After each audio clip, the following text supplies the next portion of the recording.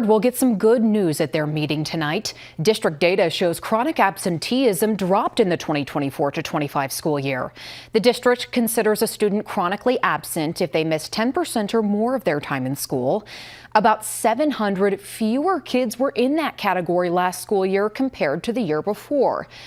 But absenteeism remains a big problem for the district.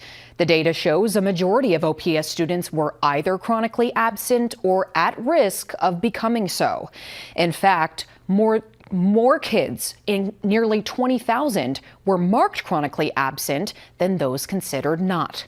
Those numbers have remained fairly stable over the last 3 school years, with the percentage of chronic absentees hovering around 40%. More on that data. It reveals groups like refugees and English language learners are not pulling down that average. In fact, they're boosting it. Both refugees and English language learners are about 10% less likely to become chronically absent than their peers. Here's the good news. About 70% of schools were able to boost the number of kids not considered chronically absent. OPS hopes more consistent communication between school officials and families and better support and interventions will keep reducing absenteeism in the coming years. When it comes to